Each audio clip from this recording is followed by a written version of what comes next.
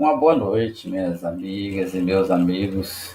Receba um abraço carinhoso que traduza sempre a amizade que temos uns pelos outros, seja pelos longos anos de convivência no trabalho doutrinário, ou por aqueles que chegam hoje ou que vêm a conhecer o trabalho do Fé e Caridade, da reunião pública online, que faz conjunto, faz coro com muitas casas espíritas em Juiz de Fora, que são 60 casas, mais as casas de outras cidades no Brasil afora, e Salmundo também, a gente está sabendo, em outros países, fazendo o trabalho da divulgação doutrinária online, alcançando os lares diretamente com as vibrações superiores dos ensinamentos morais elevados da doutrina espírita, e momento em que temos que nos concentrar,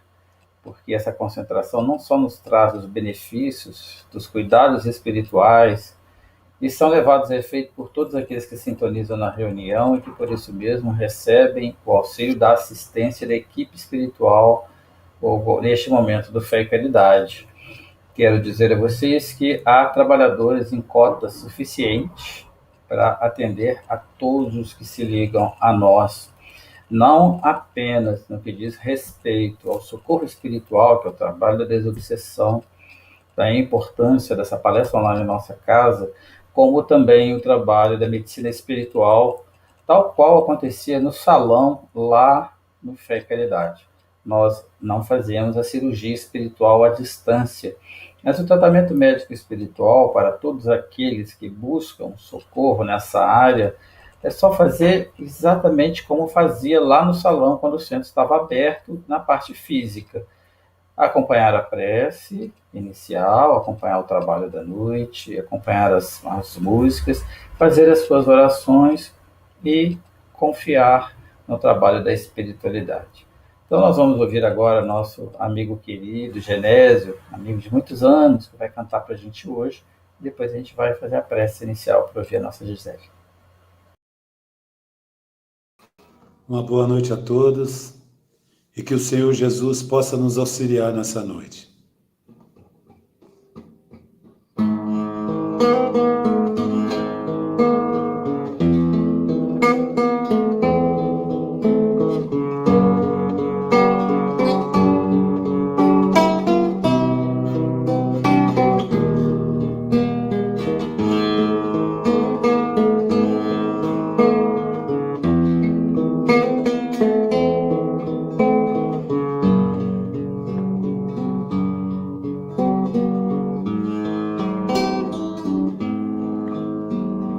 Um sentimento me ronda,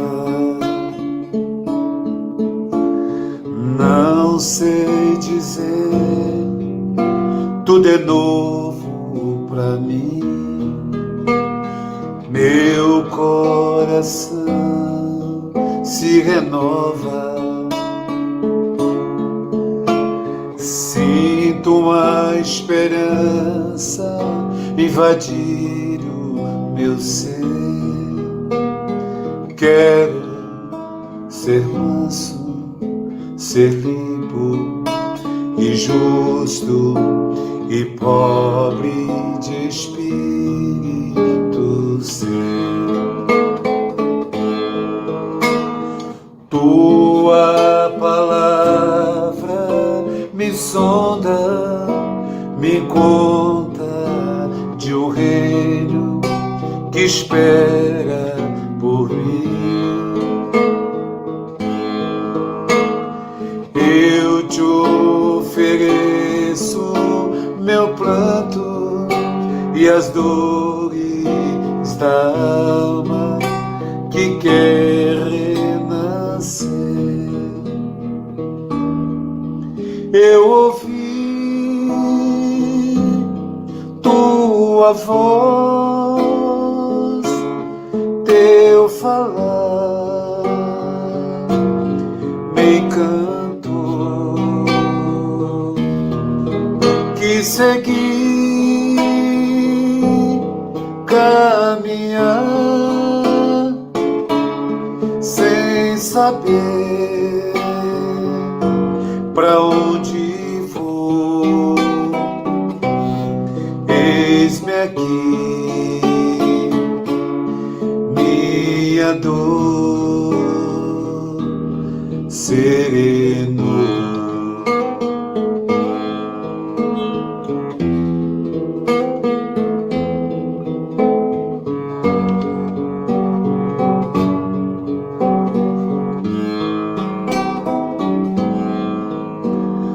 Um sentimento me ronda, não sei dizer, não sei dizer. Tudo é novo pra mim, meu coração se renova.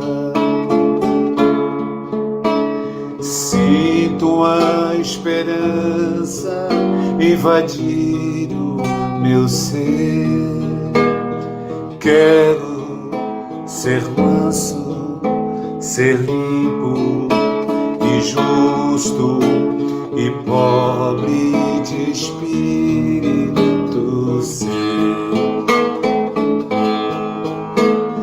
Tua palavra me sonda, me conta de um reino que espera por mim. Eu te ofereço meu pranto e as dores da alma que quer renascer. Eu ouvi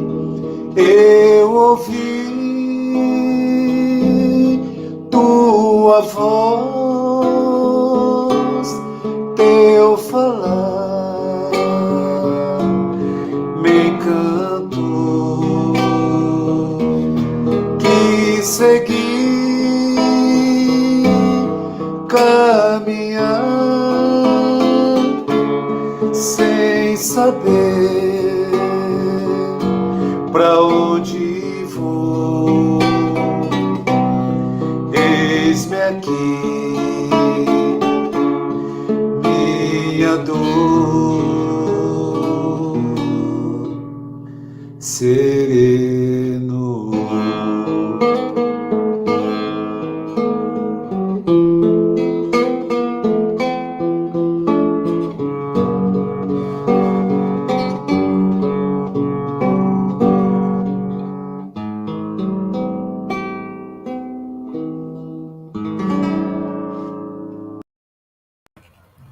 Alegria grande, meu amigo. Obrigado. Vamos então fazer a nossa prece.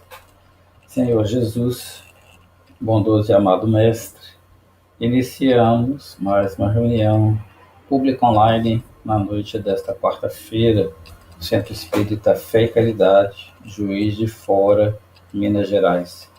Rogamos que as suas bênçãos sacrossantas e benditas possam envolver a todos nós, concedendo-nos harmonia e paz. Harmonia interior, a fim de abrandar as nossas inquietações, os nossos conflitos, trazendo luz em nosso campo íntimo, respondendo às questões que todos nós enfrentamos, muitas vezes com dificuldades e dores, de modo que essas respostas possam se traduzir em luz do entendimento, favorecendo-nos uma paciência maior, favorecendo-nos um entendimento maior e também um espírito de serviço ao bem no lugar em que estivermos, seja como for. Que o Senhor também nos envolva com a sua proteção, dando-nos sempre os cuidados que todos nós precisamos, ajudando-nos a sintonizar com essa proteção que nunca se afasta de nós.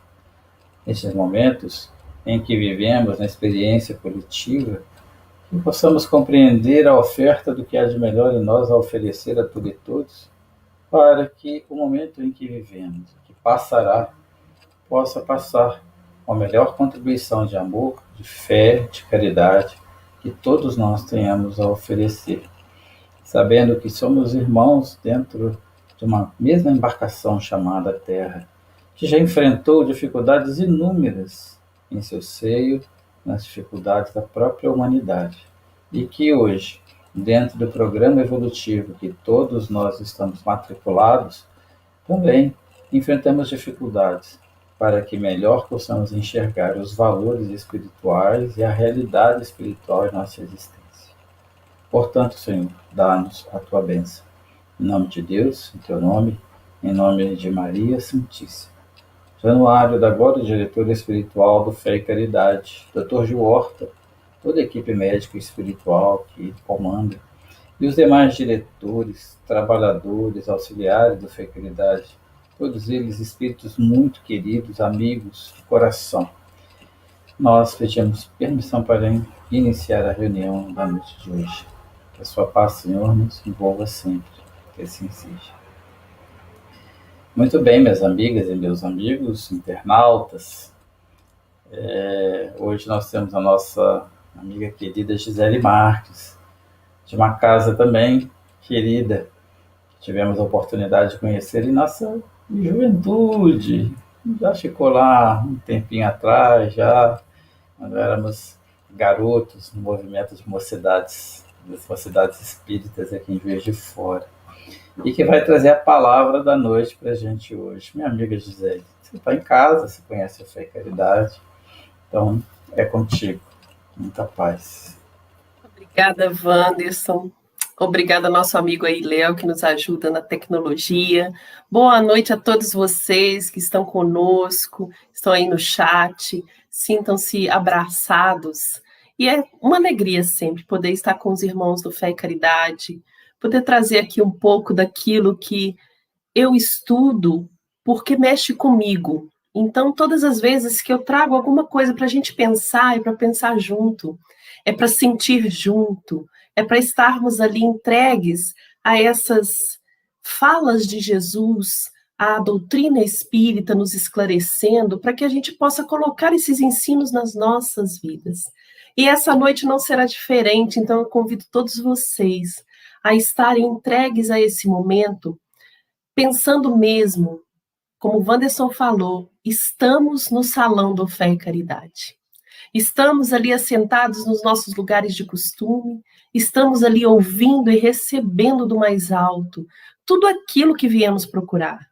Então, se estamos ali em busca das palavras do Cristo, da clareza da doutrina, da cura de nós mesmos e a cura da alma, né? A doutrina espírita nos propõe a cura da alma, a cura do espírito, e que se reflete no corpo físico, à medida que tornamos nosso espírito mais fortalecido, mais consciente, mais disposto, mais entregue, mais receptivo, mais receberemos dessa espiritualidade, mais seremos merecedores e perceptíveis a toda essa movimentação espiritual.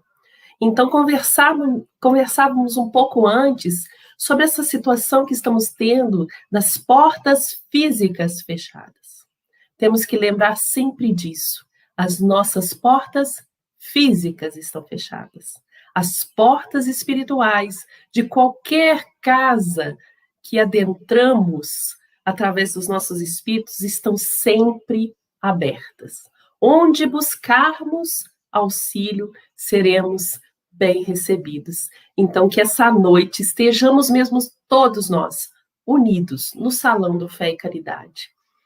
E escolhi essa noite para pensarmos juntos, e aí vocês me ajudem aí, fiquem à vontade, sobre uma passagem de Jesus, trazendo claro a clareza da doutrina sobre ela, para que a gente possa entender por que isso é importante, não ficarmos somente no texto do Evangelho, aprofundarmos um pouco, porque o Evangelho é algo vivo e é para a nossa vida, é para a nossa transformação. Jesus não quis, quando veio à Terra, trazer somente palavras sonoras, bonitas e consoladoras pelo simples fato de ser falada pelo Cristo. Ele trouxe ensinos morais que nos transformariam e nos levariam à felicidade tão almejada. Imaginemos nesse tempo quando seremos felizes, quando as nossas dores serão minimizadas, quando as nossas vontades forem mais reais, não ilusões que se desfazem aos primeiros ventos. E por isso eu trouxe hoje o tema Por que duvidaste? Essa é uma pergunta de Jesus para Pedro. E a gente sabe que figura é essa Pedro, né? Pedro é uma representação fiel de todos nós. Nos coloquemos no lugar de Pedro. Pensemos que Pedro era um homem simples, um pouco enrijecido pela vida de muito trabalho. Trabalhava numa profissão que muitas vezes era à noite que ele mais se dedicava. Durante a manhã ou à tarde ele tinha que estar no preparo daquela atividade noturna. Ou seja, debaixo de sol, ele estava ali se preparando. Era um homem mais rude, não deixava de estudar os ensinos de Moisés, mas nos tempos que lhe sobravam, ou nos tempos que eram obrigatórios. O judeu tinha a obrigação de ir à sinagoga, orar uma vez por semana. Pedro cumpria essa obrigação. Mas Pedro não tinha uma parte intelectual tão avançada assim para aprofundar nos ensinos. Diferente de seu irmão André, que por ter Pedro à sua frente, como aquele que orientava, aquele que abraçava os trabalhos mais pesados, ele tinha um tempo de ir até João Batista e ouvir-lhes os ensinamentos e as interpretações. André já era discípulo de João Batista. Por isso ele aguardava ansiosamente a vinda do Messias. Por isso ele já tinha maior conhecimento que Jesus viria. E por isso ele foi um dos primeiros a ver Jesus. E chega para Pedro e diz: encontramos o Messias. Olha a decisão e a certeza de André. Encontramos o Messias que havia de vir. Pedro, num primeiro momento, fica um pouco em dúvida, mas depois, ao ver Jesus e ser convidado por ele, aceita imediatamente. Então, Pedro é essa figura que tem dúvidas e tem aceitações. Expõe as suas dúvidas e faz perguntas. Então, por isso que Pedro é tão significativo para todos nós. Se nós fizermos como Pedro na nossa vida, não entendi, me explica de novo, não entendi, quero conhecer, conseguiremos avançar muito mais no entendimento do Evangelho, da doutrina espírita. Então, Pedro é uma figura que deve ser olhada por nós, não com aquela velha narrativa do que negou Jesus 3 vezes, mas daquele Pedro que aprendeu profundamente com Cristo. Então, essa pergunta, por que duvidaste, foi feita pelo próprio Jesus a Pedro. Ela está dentro de uma passagem que é muito comentada.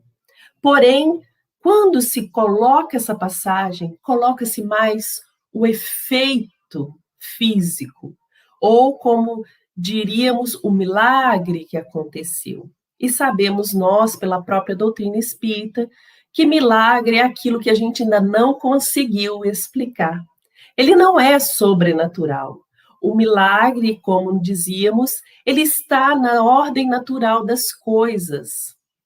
Então, quando colocamos essa passagem que é Jesus caminha sobre as águas, paramos ali e ficamos tentando entender como Jesus fez para caminhar. Por que Jesus caminhou? O que ele queria ensinar com a caminhada sobre as águas? Por que ele fez um feito tão diferente naquela ocasião? E nos esquecemos de fatores que estão ali envolvidos, diluídos nessas mesmas águas desse ensino. E a nossa proposta hoje é voltar neste dia em que Jesus faz essa pergunta para Pedro, para entender por que Jesus pergunta a Pedro, por que duvidaste? Então, voltando, indo lá para Galileia, vamos todos, né? Vamos todos para Galileia, vamos entender o que aconteceu. Voltamos na manhã daquele dia. João Batista já estava preso. E preso por quê? Porque Herodes Antipas, o tetrarca daquela época, porque ele governava a Galileia, Pérea. Então, Herodes Antipas, casado com Herodias, que tinha sido esposa do seu irmão, manda prender João Batista. Isso porque João Batista era um homem justo, era um homem bom, era um homem que seguia as leis de Moisés como estavam escritas. E em Levíticos e Deuteronômios está escrito que você não poderia tomar a mulher de seu irmão. Isso porque, para que isso tivesse acontecido, eles tiveram que armar um plano. Ou seja, nessa armação estava a ilegalidade do processo. Ele não se envolvia com a questão dos dois, mas sim com o processo que foi criado ali para que ele tivesse direito a casar com Herodias. Por que ele queria isso? Porque ele queria ampliar o seu poder. Herodias adivinha de uma família com posses. Ele queria ampliar tudo isso. E Herodias também era casada com Filipe, irmão dele, que não tinha muitos recursos. Então foi um jogo de interesses. E João Batista sabia disso. E João Batista seguia rigorosamente as leis. E para ele, as pessoas tinham que apresentar os seus defeitos em público para poder ser batizada. Então, quando passava Herodes com Herodias nas suas carruagens à margem do Rio Jordão, onde João Batista batizava, por isso Batista, João Batista batizava, ele gritava que eles estavam na ilegalidade, que aquilo não era certo, que eles tinham que se arrepender.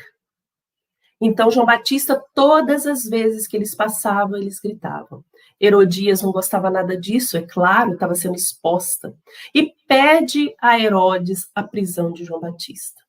Mesmo Herodes, tendo medo de João Batista, porque ele próprio fala aos seus seguidores que João Batista tinha ressuscitado dos mortos.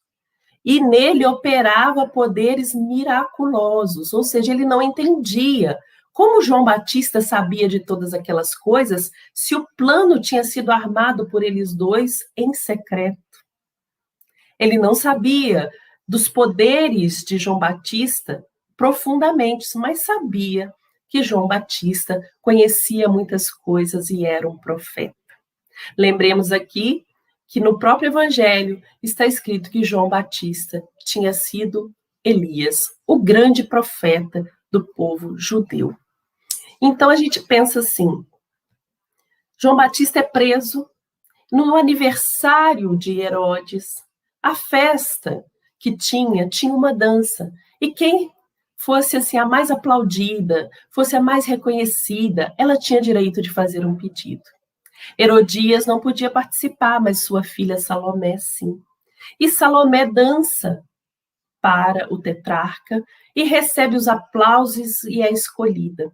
Como pedido, ela pede a cabeça de João Batista.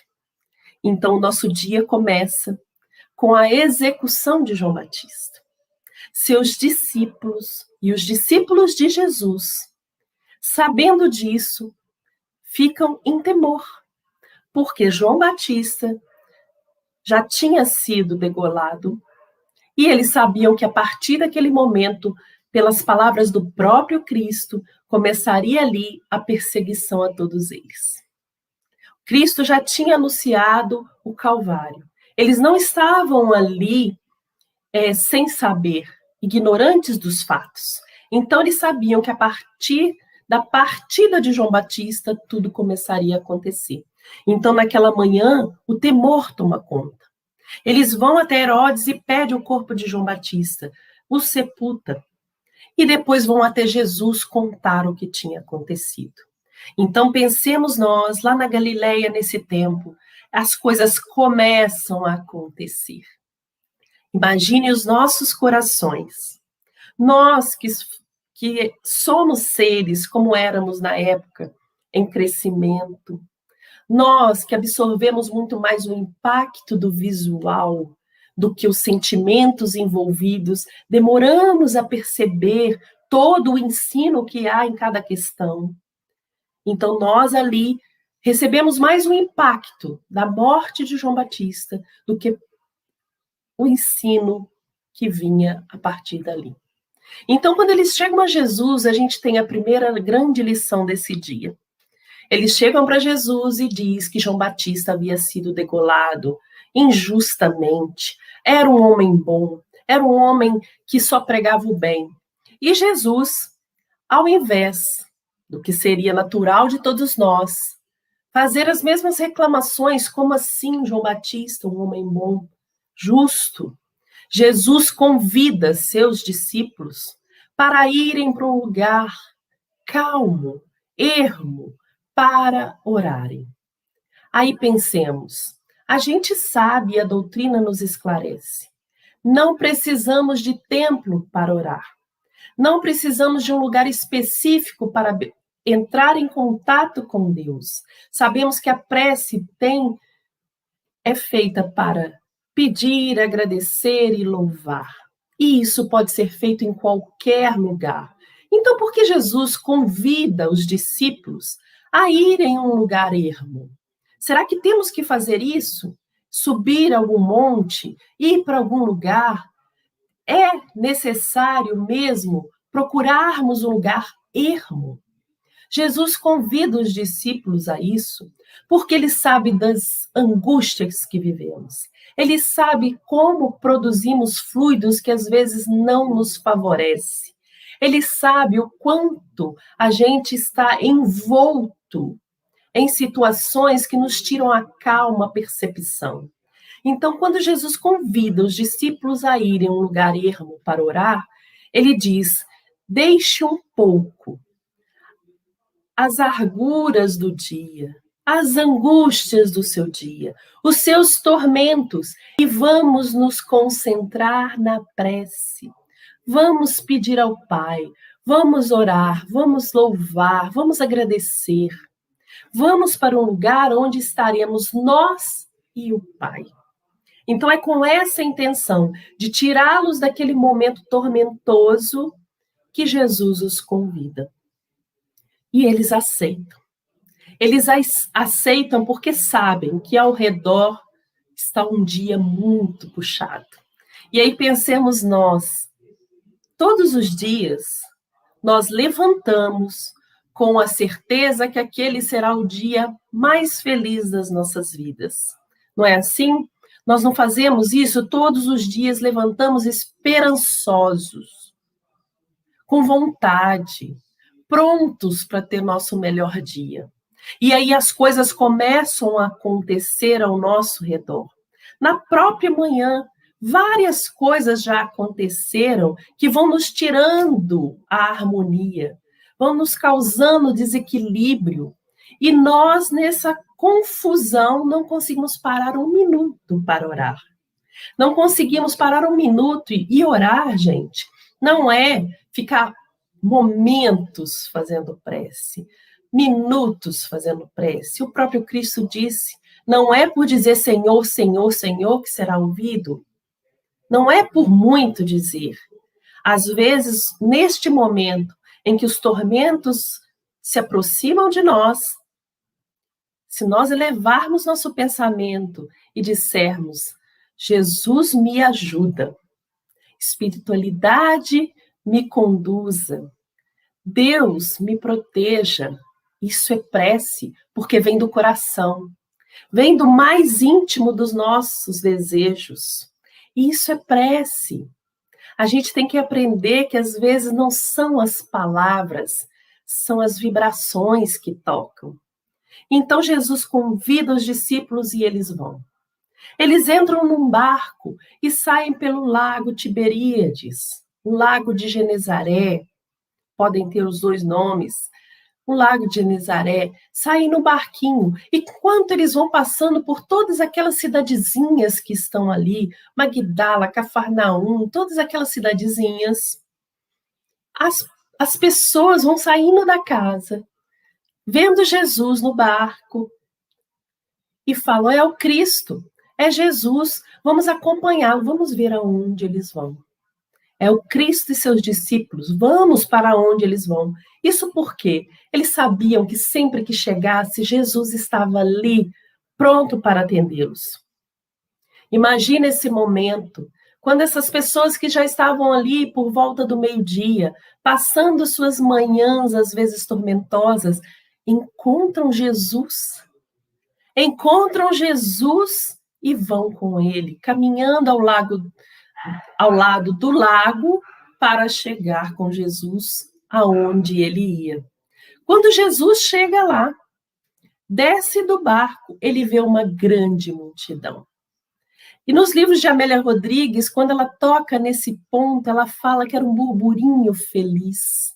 Era Jesus, Jesus, Jesus, numa felicidade, numa esperança, numa vontade que tudo desse certo.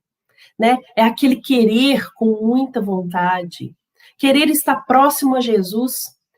Então, Amélia Rodrigues fala, é um burburinho feliz quando você vai encontrar Jesus. E Jesus desce do barco e olha aquela multidão de sofredores, a multidão de dores, a multidão de desesperados ou desesperançados. E ele se compadece deles. Ele tem compaixão para com eles. E aí, se a gente for no dicionário, compaixão é o sentimento de piedade. E quando a gente vai no Evangelho segundo o Espiritismo, no capítulo 13, no item 7, está escrito lá que a piedade é o sentimento que mais nos aproxima do anjo. Ou seja, de um espírito puro. Jesus era um espírito puro. Por isso, ele olha aquelas pessoas e automaticamente se apieda. Automaticamente ele se compadece daqueles corações. E aí aquele plano de ir para um monte ermo, orar, fica em segundo plano, porque a virtude, nos é dito, virtude é aquilo que nos faz colocar no lugar do outro. Virtude, a virtude mesmo que nos aproxima dos anjos, é aquela de sacrifício dos nossos interesses próprios. Isso está lá no Livro dos Espíritos, na 893. É aquilo que nos faz sacrificar os nossos interesses em favor do outro. Então, quando Jesus desce e olha aquela multidão, o nosso segundo ensino, nosso primeiro foi, no momento de dor, no momento de não entendimento, no momento de desespero, ore ao Pai. Junte-se ao Pai, não se revolte. Esse foi nosso primeiro ensino do dia. O segundo é no momento de dor, deixe sua dor de lado e auxilie o outro. Auxilie o outro porque você vai estar ali desenvolvendo as suas virtudes, aprendendo da dor do outro e percebendo o quanto a sua dor às vezes é tão menor que a dele. O quanto você pode aprender dali para curar os seus próprios problemas. O quanto você pode aprender com aquele que às vezes não tem tanta expressão, mas que está conosco na mesma caminhada, no mesmo propósito. Então, quando Jesus chega ali e se compadece, ele ensina para os discípulos, todas as vezes que vocês assistirem dores no mundo, lembrem-se que se estivermos no trabalho, se estivermos nos doando, as nossas dores serão diminuídas, as nossas incompreensões serão diminuídas. Então, Jesus ensina, tem esse segundo ensinamento, que é a virtude de nós mesmos, a doação de nós mesmos. E aí, Jesus começa a atender as pessoas. Jesus começa a conversar com um e com o outro. Jesus começa a sanar aquelas dúvidas. E nesse momento, eles ficam ali tão embevecidos, tão entregues, tão junto a Jesus, que o dia vai passando, a tarde vai passando. Então, aquela manhã que começou com a dor da partida de João Batista, e que Jesus nos diz, ore ao Pai, peça por aquele que foi, peça por aqueles que ficam, peçam por aquele que foi injusto, peça por Herodes, né? Quando a gente tem nossas dores, a gente lembra de pedir por nós. Mas Jesus ali ensina, orar é pedir, louvar e agradecer, então peça por todos os envolvidos. Peça que João Batista seja recebido no mais alto. Peça que a família que fica seja consolada. Peça por aqueles que erraram, que sejam esclarecidos. Será que nós lembramos de fazer isso? O nosso segundo ensinamento, que é cure a dor do outro, que a sua será amenizada. E Jesus fica ali a tarde inteira dando esse ensinamento a todas as pessoas. Só que chega no final da tarde, a fome vem. E aí Felipe vira para ele, porque Felipe era de Betsaida e eles estavam por ali. Senhor, eles têm fome, estamos num lugar ermo, eles não têm nada para comer. Despece. Mande a multidão embora. Deixe que eles vão para sua casa e lá busquem alimento. E aí Jesus diz, não é necessário que eles se despeçam. Não é necessário ir embora. Dê de comer você mesmo, vós, né? Por que você não dá comida para eles? O que Jesus ensina para a gente ali? Naquele momento, Jesus diz, o meu trabalho junto aos sofredores é espiritual. Mas reconheço que o corpo físico precisa de muitas coisas, porque estamos encarnados. Precisa também do alimento material. Eu trago alimento espiritual, mas reconheço que a dor da fome não nos permite absorver mais. Mas por que vocês não alimentam? Ou seja, Jesus diz para eles, vocês são capazes de fazer a alimentação. Vocês são capazes de nutrir essas pessoas com o que elas precisam. Eu estou aqui esclarecendo todo esse tempo. Vocês também são capazes. E aí, Felipe diz, mas é muita gente, nós não vamos ter dinheiro. Em João, por exemplo, ele diz, serão 200 denários, é muito dinheiro, nós não temos. Como que vamos comprar pão para todas essas pessoas? E aí Jesus dá um outro ensinamento. O que tendes? Olha como é profunda essa pergunta. Jesus pergunta para eles, e vocês o que têm? O que vocês têm para doar? O que vocês tiverem eu multiplico, né? Olha que proposta. O que vocês têm enquanto espíritas? Eu acredito que a oração é a elevação do pensamento. Então eleva que eu multiplico. Eu acredito que onde estiver o meu pensamento, lá estará o meu coração, eu estarei lá com essa pessoa. Eu não posso encontrar pessoalmente agora, mas eu tenho certeza que se eu pensar nela com muita vontade, se eu pensar nela com muito carinho, se eu quiser que ela se refaça, Jesus multiplica. Olha como ele faz um ensino tão simples quando ele pergunta o que tendes. O que você já tem? Você acredita mesmo que a casa está fechada? Ou você sabe que a casa está aberta? Tenha certeza que está aberta, que Jesus multiplica. Tenha certeza que você está recebendo nesse momento os fluidos que você está necessitando tanto. Porque se você acreditar, se você já tiver essa certeza dentro de você, Jesus multiplica. Esse é o ensinamento da multiplicação dos pães. O que tendes? Traz o que você tem, que eu multiplico. Ajuda-te, que o céu te ajudará. Olha como as palavras do Evangelho são profundas quando a gente traz a clareza da doutrina. Então Jesus ali olha para o céu, ora ao Pai e pede a multiplicação daqueles 5 pães e 2 peixes. Tudo é tão multiplicado que todos se alimentam. Só que antes dele fazer essa multiplicação, ele pede que todos se assentem. Se assentem por quê? Coloca todas as pessoas no mesmo nível. Porque a gente às vezes fala a população carente, os assistidos da nossa casa.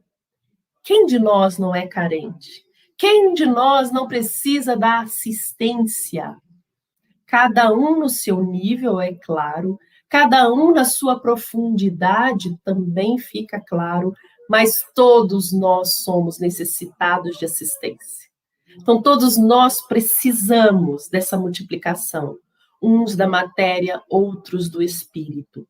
Mas precisamos. Então, Jesus, quando pede, assentem-se, fiquem todos dispostos a receber. Estamos dispostos a receber? Ou será que pedimos e esquecemos de nos assentar para receber? E assentar não é físico, é acalma o espírito, eleva o pensamento, se liga com a espiritualidade e você vai receber. Ah, mas eu tenho feito isso e as minhas dores continuam.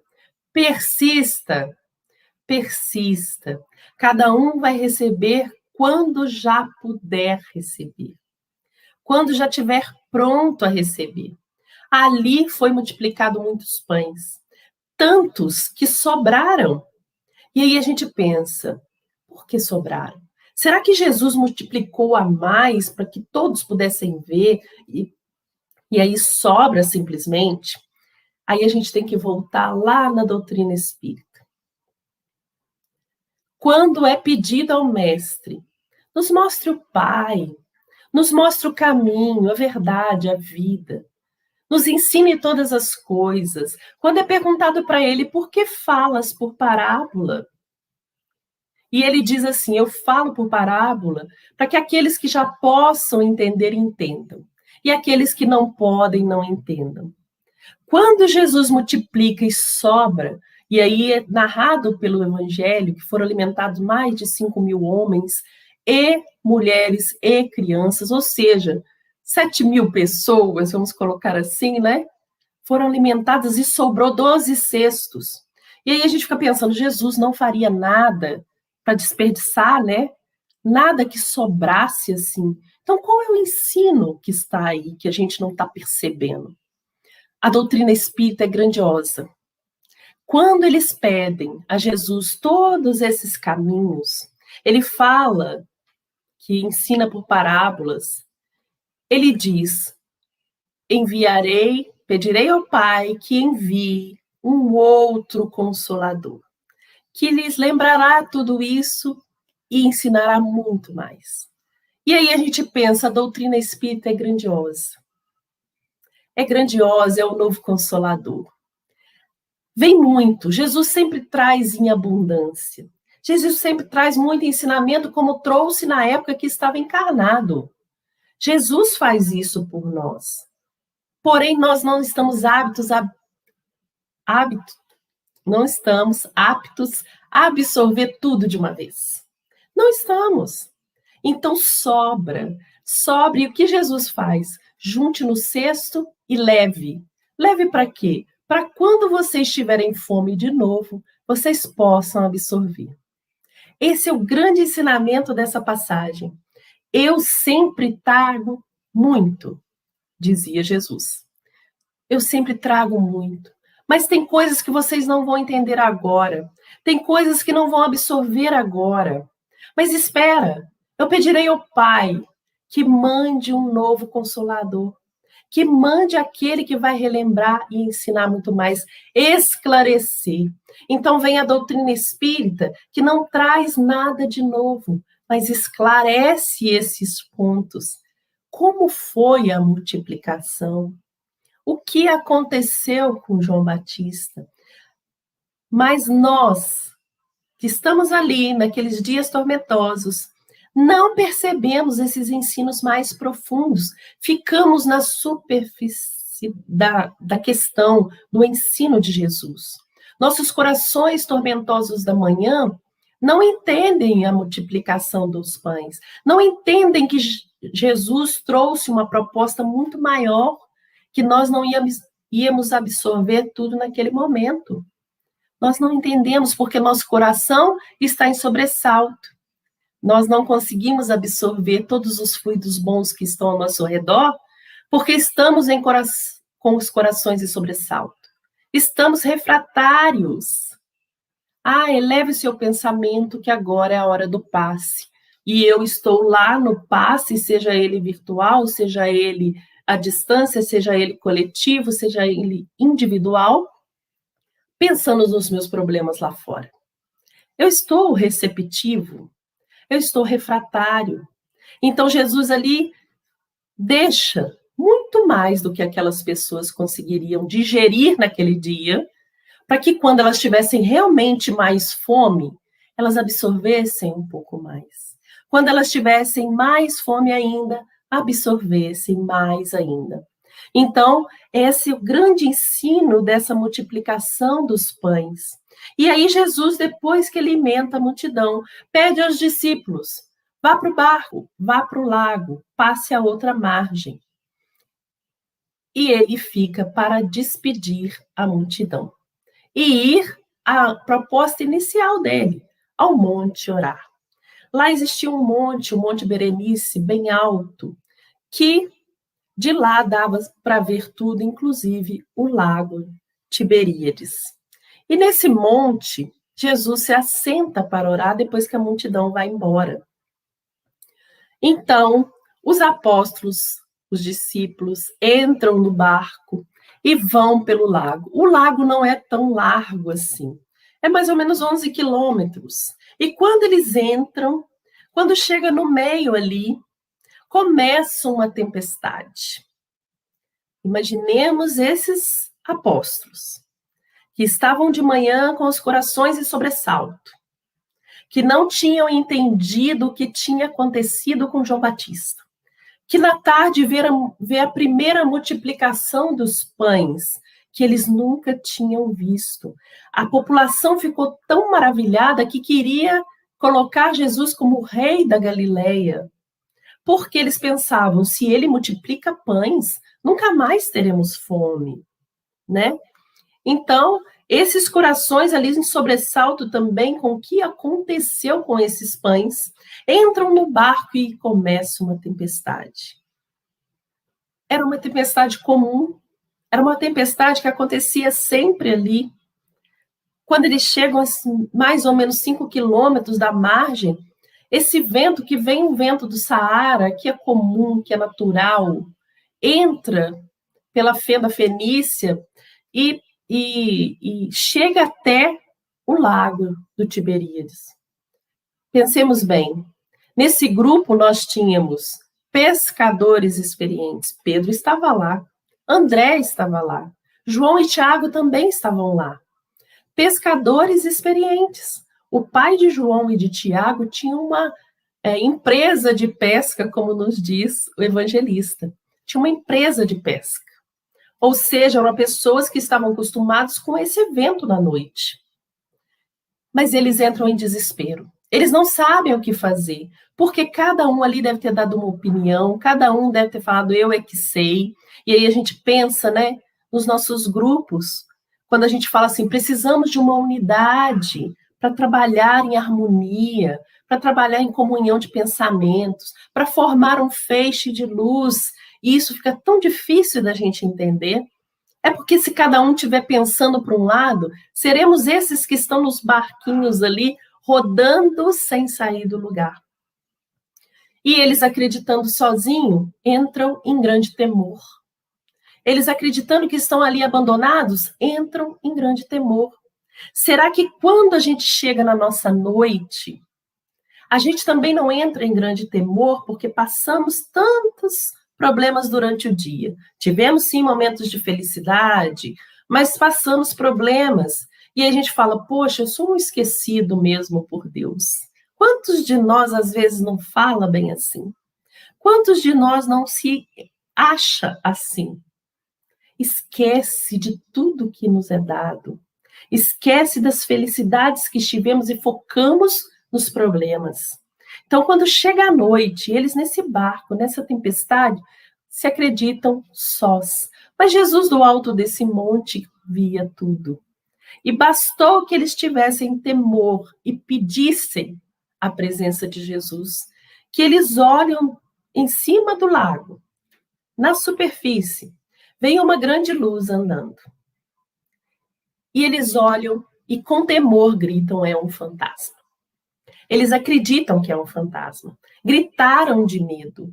E Jesus diz, não tenham medo, sou eu. Sou eu.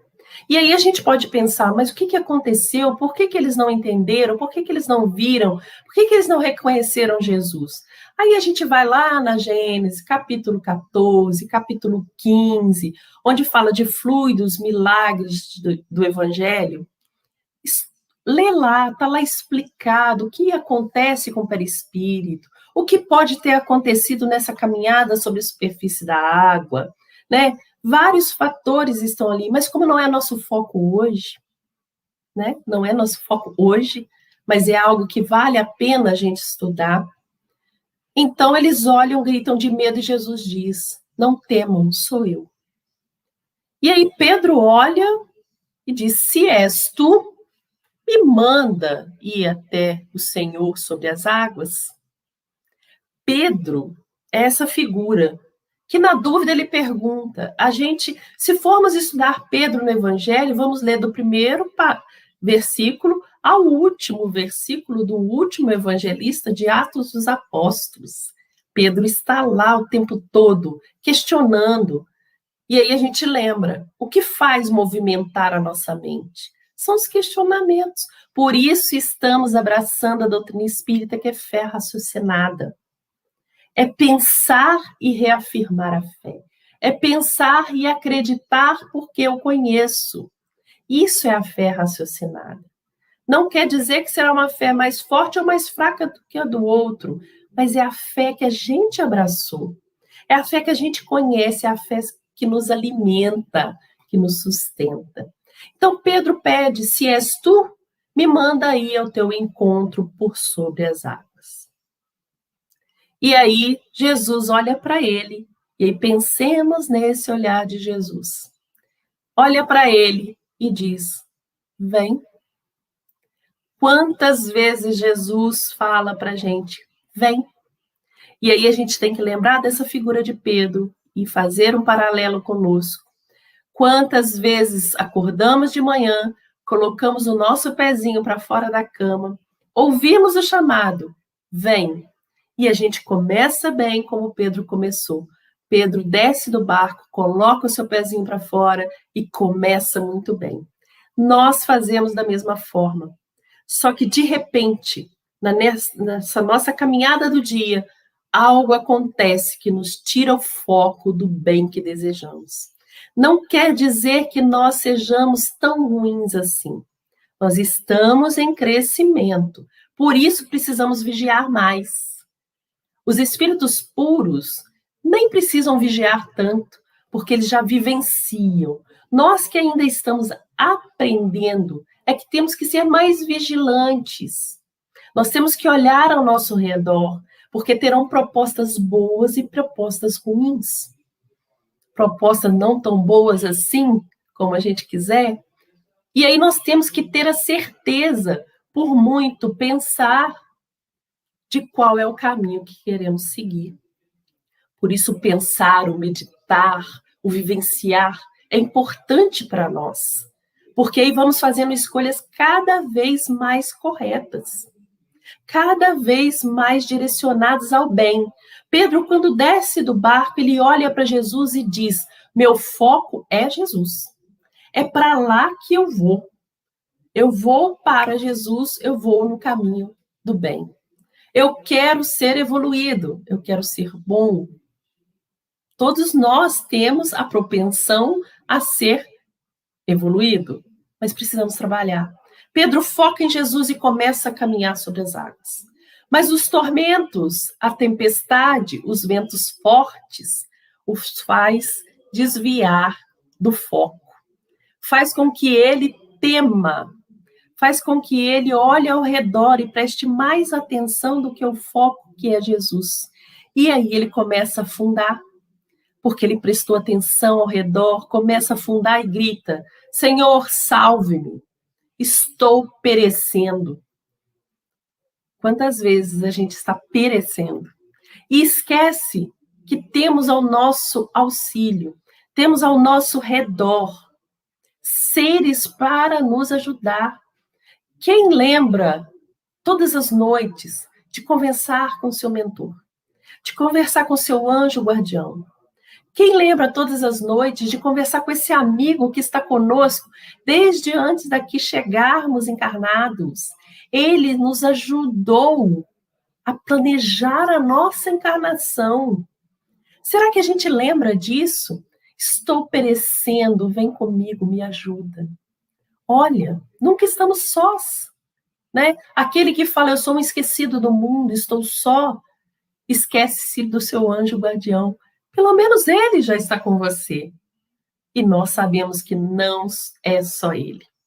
Então, quando Pedro grita, estou perecendo, Jesus estende as mãos e o puxa de volta. E aí vem um outro ensinamento grande para a nossa vida. Ele abraça Pedro e eles caminham sobre a água, voltando para o barco.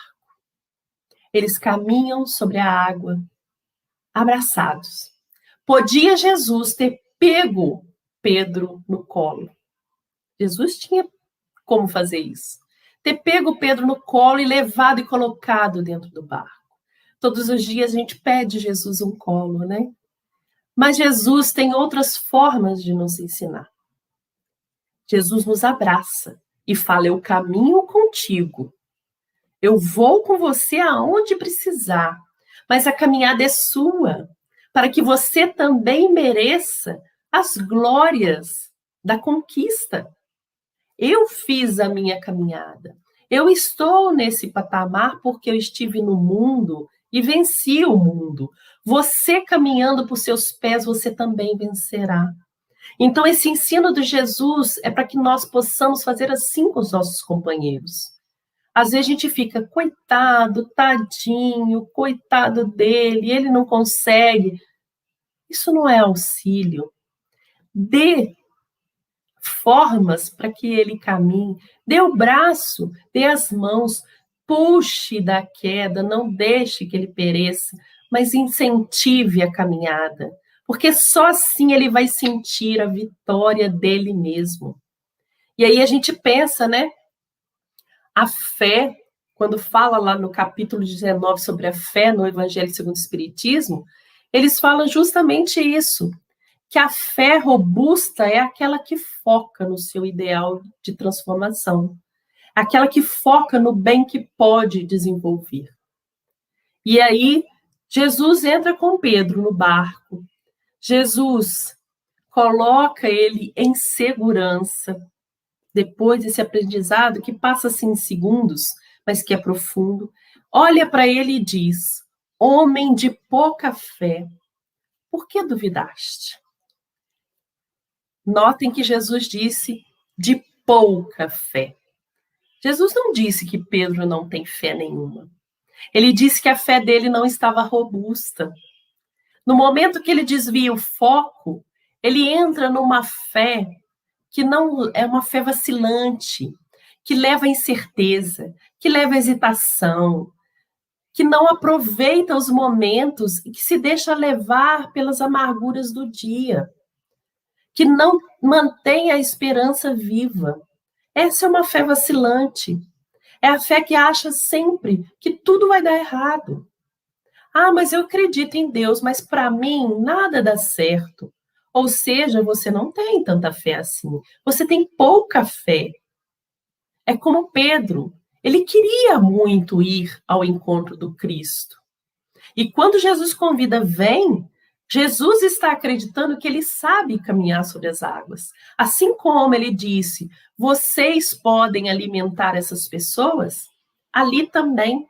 Ele diz, você pode andar sobre as águas, não importa o caminho que você tem que passar, seja ele mais firme, seja ele mais insólito, você pode. Se você tem que passar por isso, passe com fé, foque, vamos. Mas Pedro duvida, e Jesus, sabendo disso, disse, você tem fé, mas é muito pouca. Você se desvia dos propósitos, você não acredita na sua vitória. Você não acredita que no final você vai ter combatido o bom combate, como dizia Paulo? Você duvida. Por que duvidaste? Se você tivesse mantido a sua fé robusta, a sua fé que foca, a sua fé que não vê os obstáculos, você tinha conseguido andar sobre esse caminho aí que às vezes é tão difícil. E aí Jesus, depois de fazer essa pergunta a Pedro, acalma os ventos. E aí a gente pode ir lá no Livro dos Espíritos, na questão 536, 540 até 540, e buscar lá os espíritos que influenciam na natureza, os espíritos que trabalham na natureza. Lá está explicando, Jesus não conversou com o vento, como a gente costumava ouvir, né? Jesus não conversou com o vento. Ele conversa com esses espíritos que organizam as forças da natureza. O vento se acalma e ele conduz o barco até a outra margem junto com seus discípulos. E aí a gente fica pensando, essa pergunta, por que duvidaste? Por que vocês duvidaram enquanto era manhã que a prece atingiria aquele ser amado que se foi? Por que vocês duvidaram que essa prece faria bem àquele ser que foi injusto, que foi cruel? Ah, mas ele é muito cruel. Então, mais prece. Por que vocês duvidaram que se vocês acalmassem seus corações, vocês conseguiriam entrar em contato com Deus, entrar em contato com a espiritualidade e receber dela o esclarecimento para esse momento? Estamos passando aí por um momento tormentoso, onde vários amigos queridos estão indo para o mundo espiritual através dessa doença que a gente tem aí. Por que a gente duvida que foi feito da forma mais justa? Por que a gente duvida? Porque as dores nos assaltam e nos tiram o foco. Então, a gente pode pensar, por que a gente duvida que a prece alcança os nossos queridos? Por que a gente duvidou, no momento que Jesus multiplicou os pães, que a gente também pode alimentar os nossos irmãos? Que eu não tenha matéria para dar, nada material, mas que eu tenha o alimento espiritual. Por que a gente duvidou que aquilo é possível? Alimentar espíritos. Por que a gente duvidou que, estando em apuros, dentro dos nossos barquinhos da vida, Jesus não nos deixa só, Jesus está nos olhando o tempo todo? Por que a gente duvidou que a gente chegaria ao outro lado da margem, no final da nossa trajetória, seguros e felizes se mantivéssemos a fé? Então, por que a gente duvida tanto, já que a gente abraça uma doutrina que nos esclarece a todo momento? Já que a gente está numa doutrina onde somos irmãos e reconhecemos as nossas fraquezas, mas também reconhecemos as nossas potencialidades. Por que duvidamos que um dia seremos seres puros e felizes, como Jesus é? Por que duvidamos que temos ao nosso redor espíritos amigos que estão nos ouvindo, nos olhando o tempo todo? Por que duvidamos que a nossa atitude nesse momento de fé, confiança e esperança pode tocar outros corações e criar ao nosso redor o equilíbrio que a gente precisa? Por que duvidamos tanto? Porque talvez a nossa fé não esteja tão robusta. Porque talvez a nossa fé falte um pouco mais de socorre-me, por favor. Ativa em mim a fé que eu já tenho. Fortifica em mim a fé que eu já tenho. Transforma em mim a pouca fé que eu tenho em um foco no bem. Se nós não duvidarmos que podemos se quisermos mesmo, se nós não duvidarmos, realmente chegaremos no amanhecer, porque eles passaram a noite naquilo, e no amanhecer, quando for um novo dia, seremos novas pessoas. Nos narra o evangelista que quando eles desceram na outra margem, na manhã, saíram pregando o evangelho, curando, falando das verdades de Deus. Ou seja, naquele dia tormentoso, que começa pela manhã, nasce um novo homem, um novo olhar, com mais fé, com mais esperança, com mais perseverança e vontade. Então, meus amigos queridos, gratidão por esses momentos, gratidão por poder ter essa oportunidade de rever esses ensinos de Jesus. Espero mesmo que tenhamos reavivado a fé, porque ela é o elemento essencial para trabalharmos em nós todas as outras virtudes que já existem em germe, mas precisam ser desenvolvidas. Desenvolvidas aonde? Nesse mundo, em contato com as pessoas. Então, o convite de Jesus naquele dia foi: viva o mundo, reafirme a fé, cresça e seja feliz. Um abraço a todos vocês. Muito bom poder estar aqui no Fé e Caridade. É uma alegria recíproca, Gisele, você estar aqui com a gente, falando de Jesus, falando dos ensinamentos da doutrina espírita que vão diretamente ao nosso coração, esclarecendo, né, as incógnitas que todos nós trazemos em nossa existência.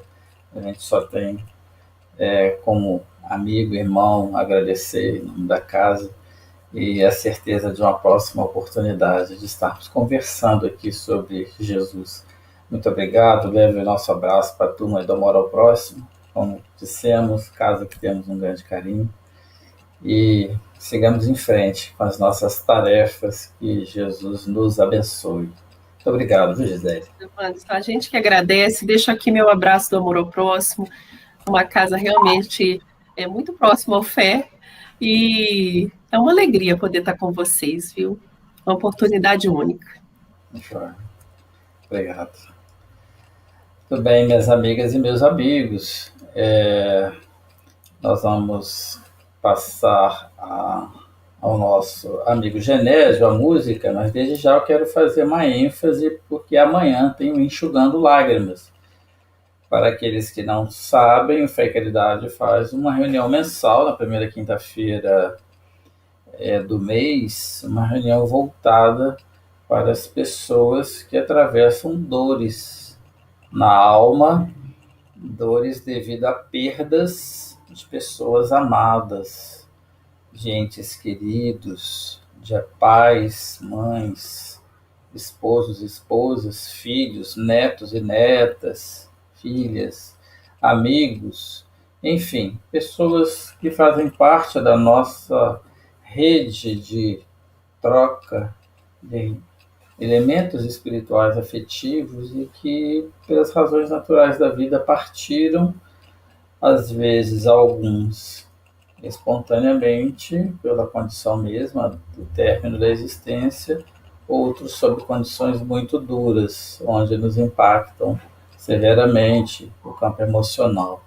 Então, atendendo às demandas dessas dores do coração que temos já há alguns bons anos.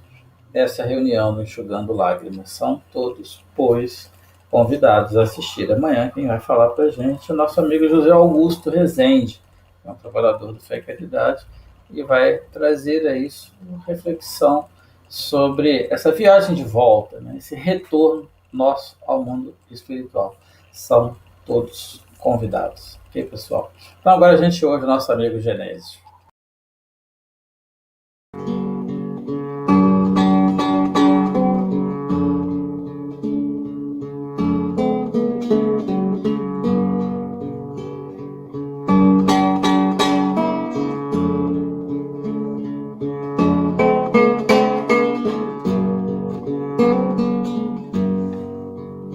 Segue em paz, meus amigos queridos, na santa paz de Jesus.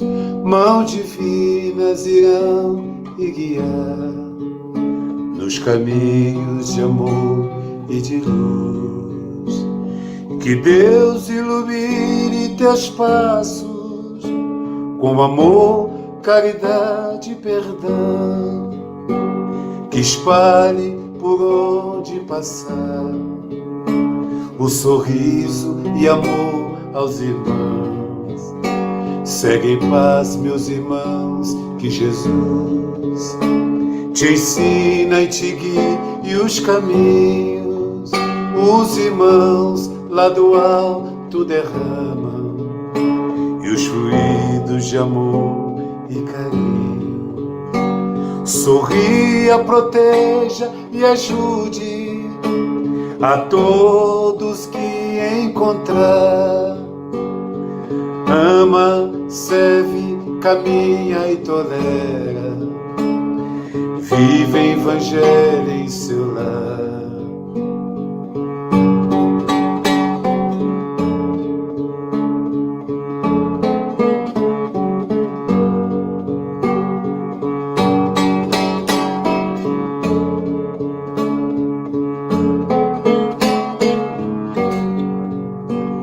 Que Deus ilumine teus passos com amor, caridade e perdão, que espalhe por onde passar o sorriso e amor aos irmãos.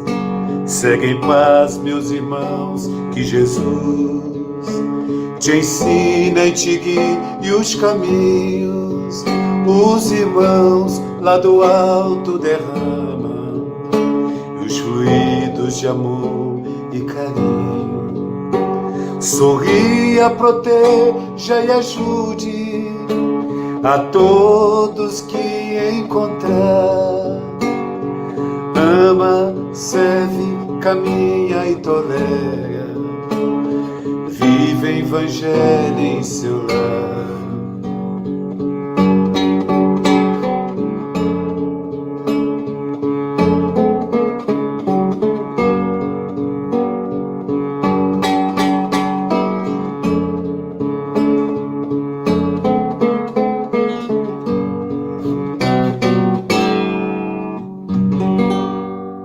Uma boa noite, que Deus nos abençoe.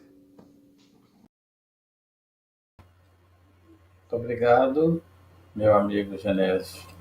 Receba nosso abraço carinhoso. Vamos então fazer a nossa prece de encerramento.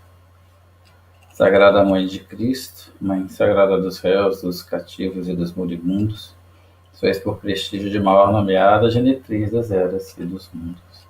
Virgem que repassar essas jornadas de olhares tão queixosos e tão fecundos, que assiste aos ursos desvelados, nas horas, nos minutos e nos segundos. Mãe de todas as mães, Nossa Senhora, dada a fé da essência dos nossos dias, vibre por nós como um clarão de aurora. Mãe de paz, Mãe de amor, Mãe de misericórdia, tende por nossos transvios e heresias.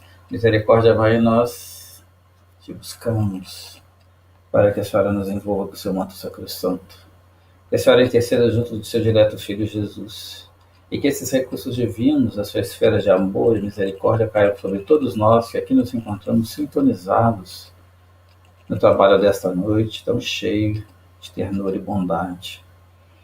Que a Senhora permita que os Espíritos que nos assistem, que nos acompanham nos nossos lares, possam lançar mão desses recursos e, aplicando-os em nosso corpo físico, possa deixar saúde e equilíbrio a refletir no corpo espiritual.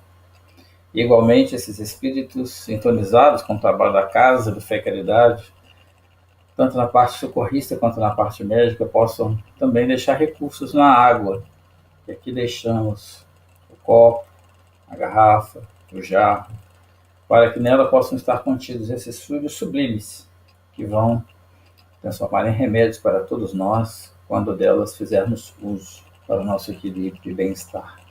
Que a sua bondade, Mãe Santíssima, nos envolva, nos abençoe, nos ampare sempre. Que assim seja. Pessoal, então, uma noite boa a todos. Temos aí a palestra no nosso domingo. Nosso amigo Léo já vai colocar a arte aí, com o tema Ama, Trabalha, Espera e Perdoa. Nossa amiga Melissa Petri Pedrola vai falar para a gente. Novamente, também são todos convidados. Muita luz, muita paz, uma noite boa para vocês e até a próxima reunião, se Deus quiser.